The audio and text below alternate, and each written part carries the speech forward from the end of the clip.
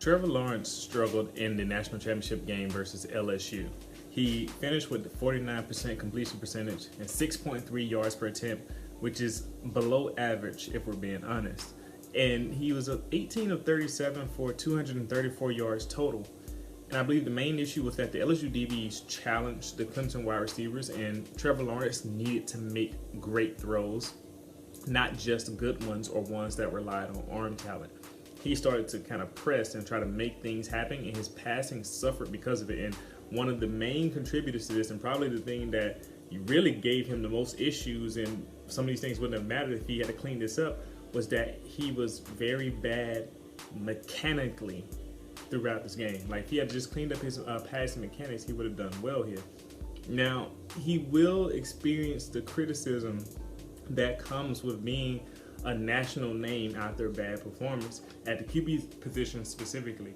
Jalen Hurts went through this, Tua Tagovailoa went through this, Baker Mayfield went through this, Jake Fromm, etc., etc., etc. You can go on and on throughout history. They all experienced it. And even Joe Burrow last year when he first transferred to LSU, and they were like, oh, he's going to change everything and make the LSU offense great. In 2018, when that didn't happen, people say, oh, he's overrated. It won't matter. And now you see what happens when you get a national name like this and all these expectations are placed upon you. But all in all, I'm going to show you in 3 plays what went wrong with Trevor Lawrence and what he can do to fix it moving forward. So the first play I'm going to show you is in the third quarter. Is 1 minute and 7 seconds left, 2nd and 12. LSU is in 11 personnel, 3 wide receivers, the tight ends, and up back. LSU rushes 4 people, 3 down linemen, and linebacker Patrick McQueen comes off the right edge. This is possibly a pattern match zone type concept here, and it doesn't really matter because Trevor Lawrence gets rid of the ball so fast, but Lawrence has a very clean pocket as well. So T. Higgins has a free and clean release off the line of scrimmage. I mean, there's no interference, there's nobody here to stop him on a slant route. This should be a pitch and catch situation here. The ball is low and behind and it's incomplete. But you got to look at Trevor Lawrence's mechanics here. He aims this ball, and by aim it, I mean that he's like trying to make the ball go to a certain location by physically moving his arm toward that spot. And as you know, or as you should know if you've been studying quarterbacks or just football in general, that's not how you throw the ball. You got to follow through correctly and get your hips turned toward the guy and get your feet pointed in the right direction. Just watch Drew Brees or Peyton Manning, any of those guys. And you see how they throw the ball in a very specific way. And he did not follow that here. He tried to make the ball get to his wide receiver, and that's something that you don't do. And so what he basically did was he threw this ball all arm. He throws it with all of his upper body while falling away. So basically this ball was destined to be off target with how he threw it, unless you're Patrick Mahomes. Now the second play I'm going to show you is in the fourth quarter. 12 minutes, 1 second left. They go 4 wide, 3 wide receivers to the left side, 1 wide receiver to the right side. LSU is in a nickel defense here, like a 4-2-5. They rush 5 people, 4 down linemen, and Patrick McQueen is off the right edge again. They do off-man coverage here, and at the snap, Trevor Lawrence does a good job looking to the right to his isolated wide receiver. So it keeps the defense honest because he's looking in the direction that he's not going to throw the ball in. So that's good, actually. So good job, Trevor Lawrence. But then he looks left and has plenty of time in the pocket. He has plenty of time here. He goes for his slot receiver on the deep comeback route past the first down marker. And the DB is far enough away that he can't interfere. So this time, this throw looks better mechanically than the previous play. But the ball comes out with a loose spiral and is very high. So there's no pass rush or no defenders in his face here.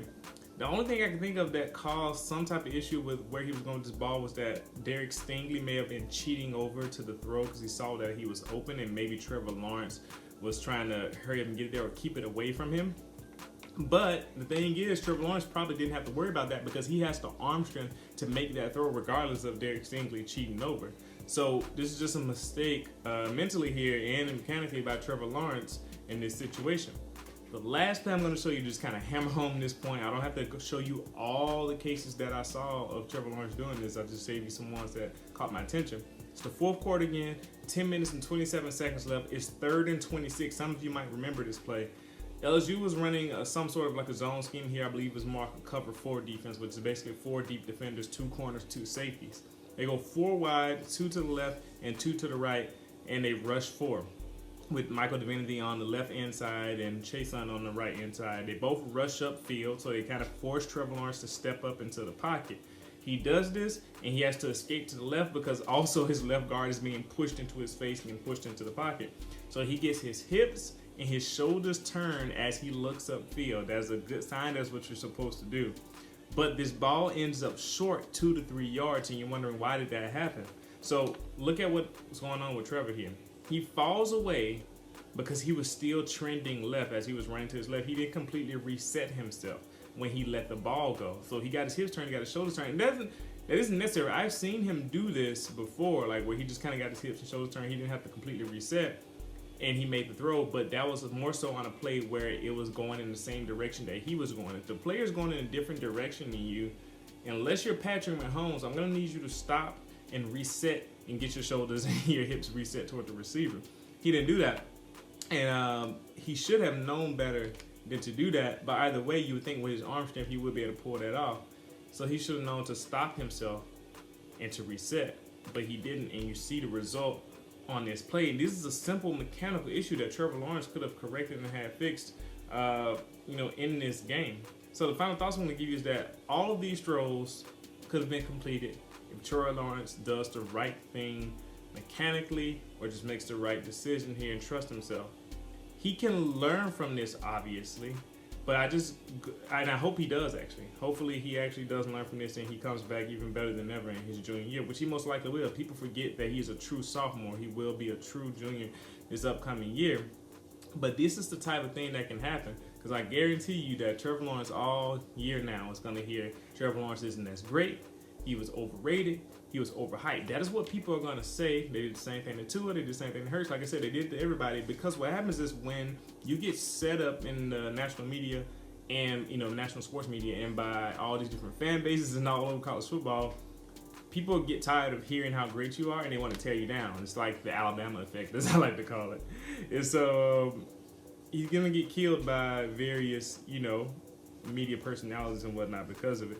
And hopefully he can bounce back and make an impact for this upcoming year.